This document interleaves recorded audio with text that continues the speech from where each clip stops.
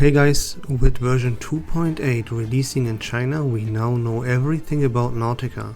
We know about her insight, we know what exactly her kit looks like, we know her portraits, and we even know the Psycube that will come together with her. So let's take a look at it. Starting off by taking a look at her insight. Her insight number 1 says, after taking action, gain Hige. Sorry about that. We will call this HP plus buff, just for easier pronunciation. Her insight 2 does, when any ally loses HP, accumulate blood tide. When entering battle, lose a portion of current HP to increase the blood tide limit. Blood tide is the new mechanic, which we call blood ember. So whenever one of your teammates loses HP, this HP will be stored, and everything, like pretty much everything that Nautika does, is based upon this HP storage. Keep that in mind. Then Nautika's HP cannot drop below a certain amount from HP loss effects. Moxie is now called Faith, and you increase this Faith whenever blood tide is accumulated. Once you accumulated enough Faith, you will then be able to cast your ultimate. There is something called here for her that are human skills. They are completely irrelevant, because once you unlock this insight too, you will never see these human skills ever again, so they are just completely worthless. Not even worth talking about, just a quick side note. Then her insight 3 says, while under Mother Spirit's guidance, that you gain this by using her incantation number 2. But more onto that later. While under this Mother Spirit's guidance effect, every certain amount of blood tide accumulated will cast Mouth of the Mother. At the end of the round, if the unit does not have Reborn, you consume a certain amount of blood tide to gain Reborn. That is you revive. You die and you just revive, like that. Boom. You can do this multiple times. If it happens the first time, you consume a certain amount of blood tide. If it happens the second time, it will consume a little bit more blood tide than before, and so on and so forth. And that's what it is. Then again, yeah, you increase your max HP by anything that you do. Everything that you do is based on how much max HP you have, and whenever you lose HP, that HP is stored and it will increase the damage output from you and your team. Now let's talk about her extra action, which she does, remember, while under Mother Spirit's guidance. And when you accumulated a certain amount of blood tides, she will cast this Mouth of the Mother extra skill. It's an extra attack.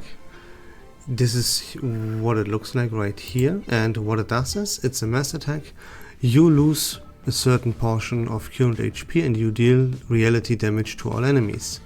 You will deal, of course, extra damage based on how much max HP you have. Now let's take a look at her incantation. Her incantation number 1 is called Haunting Pain, and what it does is, it's a mass attack. You lose a portion of your current HP and you deal reality damage to multiple enemies. You deal extra reality damage based on how much your max HP is, and you gain several buffs of HP plus. So your max HP will increase. While using this, you will lose a portion of your HP, right? That's everything that you do, everything, all the incantations and so on and so forth. Like, whenever you take an action, you lose HP, but you gain max HP. And yeah, that's how Nautika works. Then her incantation number 2 is a little bit more interesting, because here, this is a 2-in-1 incantation, so to speak. You can choose which effect takes place. Let's go over these 2 effects. Effect number 1 is called Weaver of Light. It's a counter incantation, and it puts you into this Mother Spirit's guidance. Remember, the one that leads you to do your extra action, and it reduces the damage taken. When hit, you gain HP plus. Your healing received is increased, and for every set percentage of HP lost, your healing is increased further. That's gonna be about that. But you have a second option, and this second option is called Martyr of Abyss. What it does is, It's a one target attack. All units on the field lose a certain percentage of their max HP and they gain adversity. Adversity increases damage taken reduction and damage bonus for every set percentage of max HP lost. It further increases the damage taken reduction and damage bonus the more HP is already lost. So yeah, self-explanatory.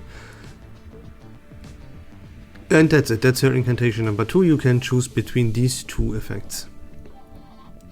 What it will come down to, you will use Weaver of Light for this Mother Spirit's guidance. First, a couple of times to stack up on these HP plus buffs, and when you have accumulated enough of those, then you go for the Material of Abyss and deal damage. That's what it's gonna come down to. It's pretty simple and straightforward. Then she has their ultimate, which is called Divine Yoink. Yoink! Let's call it Yoink. Let's go with it. It's a channel and you enter Blood Sacrifice. Blood Sacrifice is, it consumes Blood Tide and converts it into Blood Sacrifice stacks. If stacks of Blood Sacrifice are present, you cast one attack. If there are no Blood Sacrifice stacks present while you cast your ultimate, you cast a weaker version of that. What is this? This attack is called 1,000 Scars. If there are Blood Sacrifice stacks available. So before you cast your ultimate, you want to make sure that you have as much Blood Tide stacked up as possible, you know. And then you will proceed with a mass attack. You deal a number of random one target reality damage hits equal to the number of Blood Sacrifice stacks. You deal one instance of reality damage to all enemies based on self max HP. And then you restore HP on top of that. So let me show you what that actually looks like. So the more stacks you have, the more of those spears right here you will throw. And then you will cast an AoE attack, this one. And that is your ultimate. So the only point is that before you use your ultimate, you want to have as much Blood Tide stacked up as possible. And that's about it. Those were her insights and her incantations plus her ultimate. Now, let's take a look at her portraits and her Psycube. Her Psycube says, when entering battle, if the user is from the Spirit Afflatus, max HP is increased by a certain amount. After the user takes damage, you gain crit rate, and this can stack up to 16 times. After the user is attacked, if current health is below 80% and Blood Tide is at least at 50, then you gain a certain amount of crit damage. And her portraits are, as everyone should easily expect, completely busted. Like, this is a main DPS that comes in with a brand new mechanic on the 2nd anniversary. Like, if this is not insane, then what would it be, right? So yeah, you don't have to be a genius to figure out that you want as many portraits for Nautika if you pull for her, which you should. Like, right? Nothing else to say. Her portrait 1 does, when entering battle you gain Blood Tide and you increase the maximum of Blood Tide that can be stacked up. The HP buffs now grant 3% max HP instead of like 1.5 or 2. We don't know the exact numbers, but it doesn't really matter.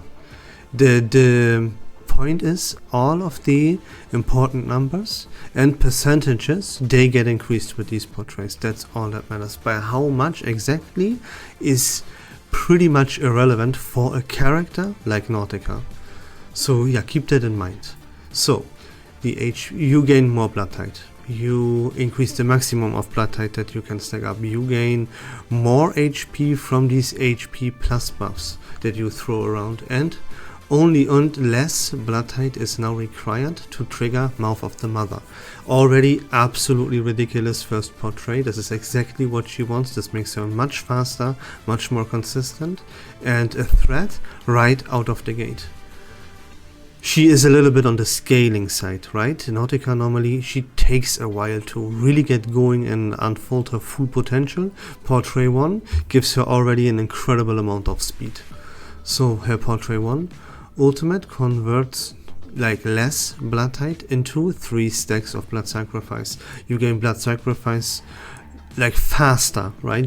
Less blood tide is required to actually activate your ultimate and let it unfold his potential. Very, very good already, right? It's better though. Maximum blood sacrifice stacks increases to 27. You can stack up more blood sacrifice stacks and you gain them faster. Then each strike of 1,000 scars is based on 27.5% max HP instead of like 25 probably. So again, the numbers, they don't really matter. It is increased, that is what matters, and it is an important increase. And the HP recovered is increased to 10% per stack. 1,000 springs is now based on 50% max HP, and it makes your ultimate better in multiple different ways. As a portrait too, absolutely fantastic. Then Mother Spirit's guidance effect increases to 20% with extra 7.5 per 10 lost HP to a maximum of 60% increase. Mouth of the Mother consumes 30% current HP and the extra damage is scaled with 25% max HP. Every single portrait here increases her damage by a significant amount. Now let's take a look at portrait 4 and 5. Portrait 4 says extra damage dealt by Meteor Diabetes scales better off of max HP. Then Weaver of Light decreases damage taken by a further percentage for 4 turns instead of like 2 or 3. Mother Spirit's guidance increases duration to 4. Like, yeah, this is as well. Upgrades all across the board. It does increase percentage here by end turns and durations and stuff from a lot of things. So this is a more underwhelming portrait, I would say. Yeah, but compared to the first 3 portraits, this is the weakest so far. Then her portrait 5 says ultimate converts every. Yeah, you need less blood tide. Yeah, now 6 instead of 7 to turn into this blood sacrifice. Then the maximum blood sacrifice stacks are increased to 30. You can now stack this up to 30 instead of 27. Really, really nuts, right? You can gain more blood tide, but you need less of it to gain this blood sacrifice. This is incredible. This increases her damage by her ultimate like by an unbelievably huge amount. It's absurd, okay? Then each strike of 1,000 scars is based on 35. Yeah, this is incredible. Like, this is really, really, really, really fucking insane, right? Crazy. So how many portraits should you or would you want to get for Nautika? At least 3. Like, if you, of course, this is again emphasis on that one more time. I say it over and over and over again. This is a new main DPS that comes at the 2nd anniversary. Not only does it bring a brand new mechanic, it is an improvement to a mechanic, the HP burn mechanic that we already have and that is already completely busted. And this is an improvement to it from a main DPS that we get at the 2nd anniversary. If you don't pull for this, if you don't get portraits for this, you are tripping balls, bro. I'm telling you, there's no other way to put it. So, how many portraits again? 3 at least. If you can, of course 5, like that's needless to say. But you want 3. And that was everything for now about Nautika. We know her kit, we know her inside, we know how many portraits, what portraits do, and so on and so forth. I hope that was fun and informative. If you like reverse 1999 content in general, please consider leaving a follow on my channel. I would really appreciate that. But until next time, take care of yourselves, have a great day, and we love this game.